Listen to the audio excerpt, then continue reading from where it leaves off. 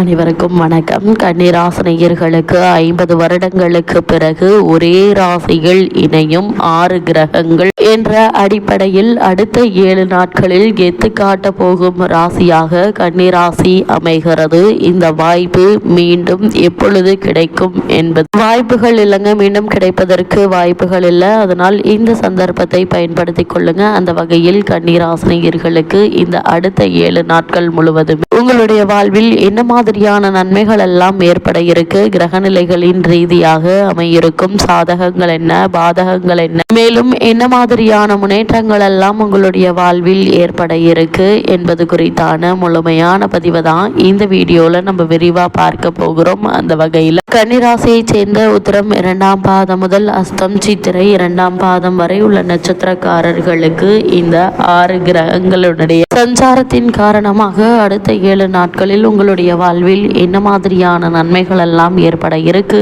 என்று பார்க்கும்போது இத்தருணங்களை பொறுத்த வரைக்கும் மிக முக்கிய கிரகங்கள் என்று சொல்லக்கூடிய சூரியன், புதன், சுக்கிரன், செவ்வாய், சனி, ராகு ஆகிய 6 கிரகங்கள் அனைத்தும் ஒன்றாக இணைந்து கும்பராசியில் சஞ்சரிக்கும் போது எதிர்பார்த்த நன்மைகள் உங்களுடைய ராசிக்கு எளிதில் கிடைக்க இருக்குதுங்க. உங்களுடைய ராசிக்கு விரையாதிபதியான சூரியன் 6இல் இருப்பதால் விரயங்கள் குறையும், வீடு மாற்றம், இடமாற்றம் உண்டு. அதே போல் உத்தியோகத்தில் வரவேண்டிய சம்பள உயர்வு நிச்சயம் உங்களுக்கு வந்து சேருங்க. அதிகாரிகளின் அனுகூலம் உண்டுங்க. பிள்ளைகளுடைய முன்னேற்றம் திருப்தி தரும் விதத்தில் உங்களுக்கு அமையிருக்குது. அதே போல் தொழிலில் புதிய பங்குதாரர்கள் வந்து இணைவதற்கான சாத்தியக்கூறுகள் நிறைந்த ஒரு தருணமாக தான் இக்காலகட்டம் அமைஞ்சிருக்குதுங்க. பொருளாதார நிலையில் உயருங்க. அதனால் அதற்கான முயற்சிகளையும் இப்போது நீங்கள் தாராளமாக முயற்சிக்கலாம் என்பத கிரகங்களுடைய சஞ்சார நிலைகள் தெளிவாகவும் உறுதியாகவும் எடுத்து காட்டுதுங்க. அது மட்டும் இல்லாமல் இந்த வாரத்தை பொறுத்த வரைக்கும் உங்களுடைய ராசிக்கு 6ஆம் இடத்து கிரகங்கள்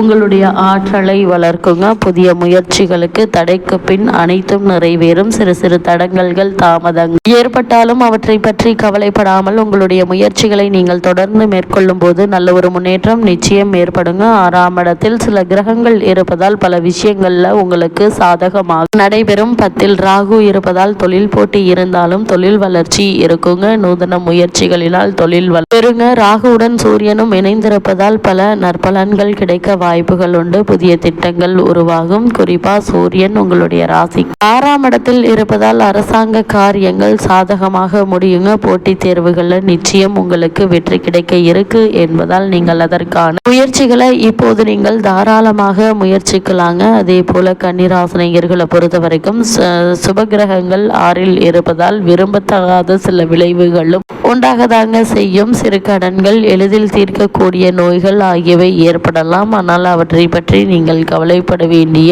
எந்த ஒரு விஷயமும் இல்லைங்க. அதே இத்தருணங்களை பொறுத்த வரைக்கும் பிறர் உங்களுடைய விஷயத்தில் தலையிடுதல் முதலியவை நடக்கும். வேலைகளில் தாமதம் இருக்குங்க. வருமானத்தில் அவ்வப்பொழுது சிக்கல்கள் உண்டு. அதனால் கவனமாக இருங்க.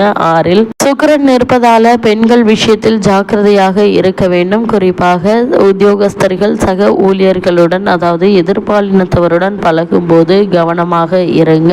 தேவையில்லாமல் மற்றவர்களுடைய விஷயத்தில் நீங்கள் தலையிட வேண்டாம். அதே போல் உங்களுடைய சொந்த விஷயங்களையும் யாரிடமும் பகிர்ந்து கொள்ள வேண்டாம். நீங்கள் உண்டு, உங்களுடைய வேலை உண்டு என்று வருவது உங்களுக்கும் சரி, உங்களுடைய குடும்பத்திற்கும் சரி மிக மிக நல்லது என்பதை கிரகநிலைகள் மீண்டும் மீண்டும் உறுதியளிக்குதுங்க. அப்படி இல்லைன்னா தேவையில்லாத பிரச்சனைகள் ஏற்படும். அதனால் ஆரம்பத்திலிருந்தே கவனமாகவும் எச்சரிக்கையாகவும் இருப்பது மிக மிக அவசியம் என்பதை கிரகநிலைகள் உறுதியளிக்குது. அது மட்டும் இல்லாமல் கன்னிராசினியர்களை பொறுத்த வரைக்கும் இக்காலகட்ட கிரகநிலைகளை ஆராய்ந்து பார்க்கும்போது இந்த வார ராசிநாதன் 6ஆம் இடத்தில் சஞ்சரிக்கிறார். மறைந்த புதனால் நிறைந்த லாபம் உண்டுங்க.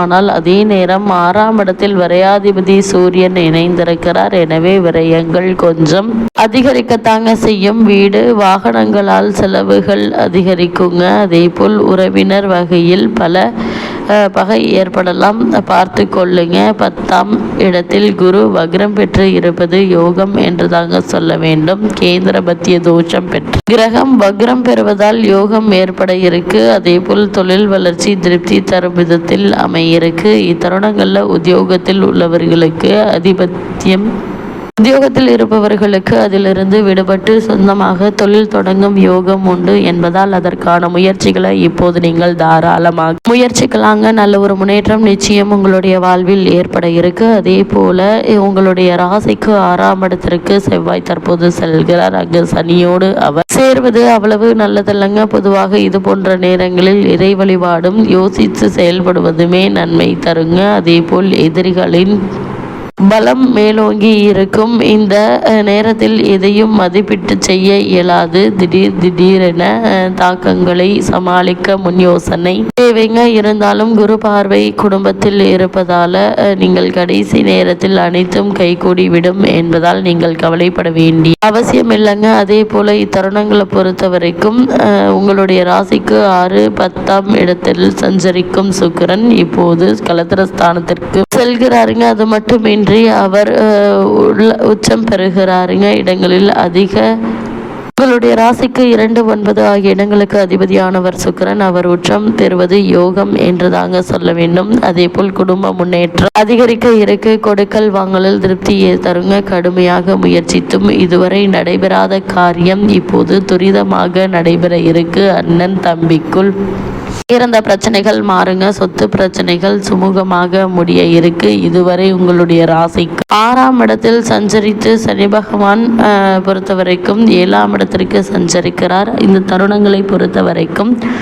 அதற்காக பயப்பட வேண்டாங்க. குரு வீட்டில் சனி சஞ்சரிப்பதால் பெரிய அளவில் பாதிப்பு ஏற்படாது. இருந்தாலும் ஆரோக்கிய தொல்லைகளும் ரண சிகிச்சைகளும் ஏற்படலாம். அதனால் அதிக கவனத்தோடு இருப்பது அவசியம் என்பதை கிரகநிலை மீண்டும் மீண்டும் உறுதியளிக்குது. அதே போல் இத்தருணங்களில் சனியினுடைய பதியும் இடங்கள் புனிதம் அடைகிறது.